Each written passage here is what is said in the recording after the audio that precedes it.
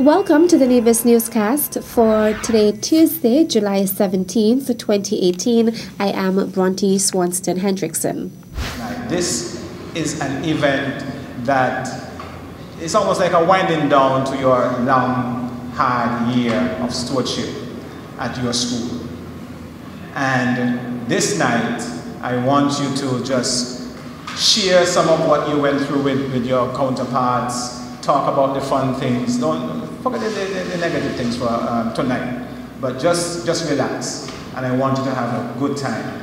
I want you to, when you leave here, say that, oh man, it was a nice evening and you did enjoy yourself. The Ministry of Education on Monday evening, July 16th, hosted a first-of-its-kind Principals Appreciation Dinner for heads of schools on Nevis. Giving the welcome remarks, Permanent Secretary in the Ministry of Education, Kevin Barrett, said he was delighted that the principals, deputy principals, and supervisors had accepted the ministry's invitation. I know Mr. Utley would have said that this event would have been an idea of mine. But let me tell you, without the support of my new minister, the Honorable Troy Liebert, this wouldn't have been possible. I spoke to him. Yes, give me a round of applause. I spoke with him earlier this year. As you know, he is new into the teaching ministry, or the Ministry of Education. And when I spoke with him with the idea, I didn't even get to finish explaining to all that I wanted to do. He was on board. He was 100% behind this. And he said, Mr. Barrett, you just go and do this thing. I'm fully behind it. Whatever you're going to do, I am fully behind it. So, Mr. Minister, I want to tell you thanks. Thanks for your support. The Honorable Troy Liebert is the Junior Minister of Education. We have taken the decision that we will recognize you. We know that is not what you're looking for, but nonetheless, we will recognize the hard work that you're doing. Of course, I know that this dinner, this appreciation, can only go so far, but I believe it signifies that we are serious about our schools. We are serious about giving the support that is necessary to our principals and to our teachers. And I do hope that, we can mingle a little bit tonight, and we can leave here feeling more appreciated than we did when we came. Meantime, Monday evening's Principals Appreciation Dinner also saw awards being presented to 3 former school principals for their years of dedicated service to the Ministry and Department of Education. The Ministry and Department of Education is pleased to recognize Mr. I. Edson Elliott for his remarkable 30 years of service toward the further development and sustainability of education in Nevis. His career in the field of education spans the period 7th September 1987 to 28th February 2018. In 2004, Mr. Elliott was appointed headmaster of the Charlestown Secondary School and Nevis Sixth Form College, a position he held for 13 years, 2004 to 2017, and is known to be the longest-serving headmaster of the Charlestown Secondary School. Let us give Mr. Elliott a round of applause. Her career spanned from 19th October 1975 to 31st August 2017. In 2008, she assumed the role of principal of the Elizabeth Pemberton Primary School. Her most recent position was Education Officer with responsibility for adult and continuing education. She also served in the capacity of coordinator for the prospective teachers course and induction classes for inexperienced teachers. The Ministry and Department of Education salute you, Mistress Adina Taylor, for your 42 years of service towards the further development of education on Nevis. On behalf of the Ministry and Department of Education, I am pleased to recognize Mrs. Ermelita Elliott for her 39 years of service, 1977 to 2016, towards the further development and sustainability of education on Nevis, from untrained, trained, and trained graduate teacher to principal and education officer. We salute Mrs. Ermelita Elliott and congratulate her in all her service. A number of business entities also partnered with the Ministry of Education to provide tokens for the event.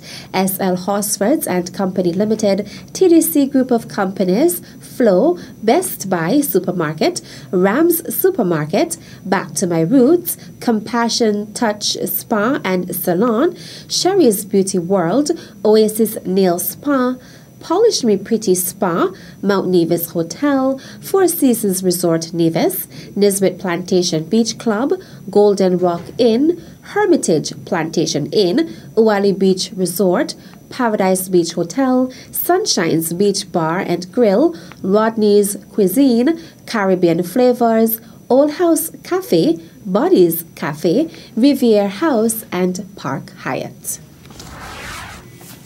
The Honourable Mark Brantley, in his capacity as Minister of Foreign Affairs, is representing St. Kitts and Nevis at the second CELAC EU meeting of Ministers of Foreign Affairs taking place in Brussels.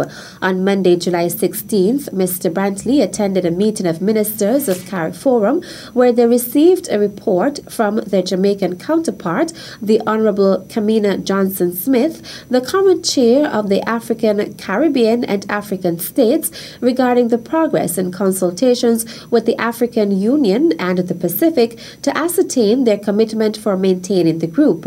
The meeting also considered the draft speaking notes for the engagement the CARIFORUM ministers will have with their EU counterpart, Federica Mogherini. The High Representative for Foreign Affairs and Security Policy reviewed the draft agenda for the CELAC EU ministerial meeting, agreed on interventions, and considered the joint press release to be issued at the close of the CELAC EU ministerial meeting. Following that meeting, Minister Brantley attended the opening of the CELAC EU meeting of foreign ministers. In her opening remarks, the EU High Representative said from here on, the relationship should be considered a partnership amongst equals. The High Representative stated that while Latin America and the Caribbean has been a region that has significantly reduced inequalities, it is also a region that is most unequal. Addressing the meeting, the Minister of Foreign Affairs of El Salvador, Minister Castañeda, the pro tempore chair of CELAC, called for solidarity in multilateral fora to uphold the common values of both regions.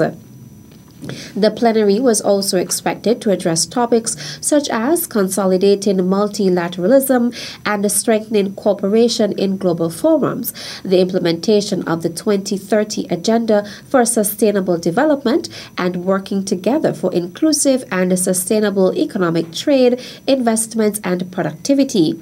Today, Tuesday, July 17th, as the meeting closes, the CELAC and EU ministers are expected to adopt the declaration of the meeting and approve the amendments to Chapter 2 of the CELAC EU Action Plan.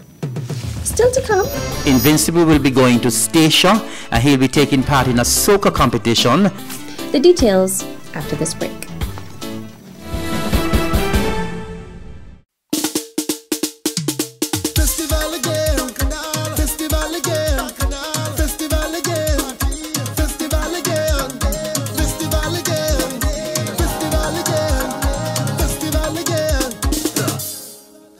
Caribbean's greatest summer line.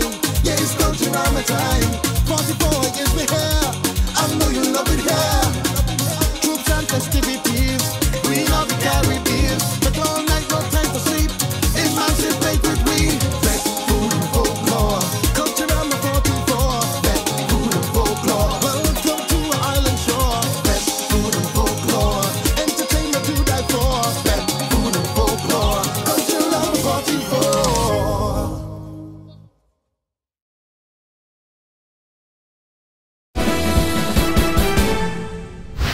Welcome back. Reigning junior Kaiso monarch Teron Invincible Webb left the island today, Tuesday, July 17th, for St. Eustatius, where he will represent Nevis in a competition on Thursday, July 19th. On Monday, July 16th, Minister of Culture, the Honorable Eric Evelyn, made a presentation to Webb, wishing him success. Invincible will be going to Statia, and he'll be taking part in a soca competition, and that competition is called the Battle of the Future. And I love the name because, of course, we know Teron Webb, the Invincible, is the future for Calypso and Soca in Nevis. We have seen him perform over the past years, and his performance was incredible in 2017. He had a great song, and that won the hearts of the judges, and that is why he's now the reigning junior Calypso monarch of Nevis. Of course, those of us who have seen Invincible perform on stage know he's a very enthusiastic young Calypsonian, and I believe that he has a very long way to go where Calypso is concerned. Mr. Evelyn noted that the Ministry of Culture is happy to be able to provide support to the young Calypsonian. He wished him all the best in this, his first overseas engagement, adding that he believes it will be the first of many. We will be supporting in terms of providing the return airfare to Statia to take part in that competition. I understand that there will be 5 islands that will be taking part in the competition, and we are very confident that the Invincible will do extremely well.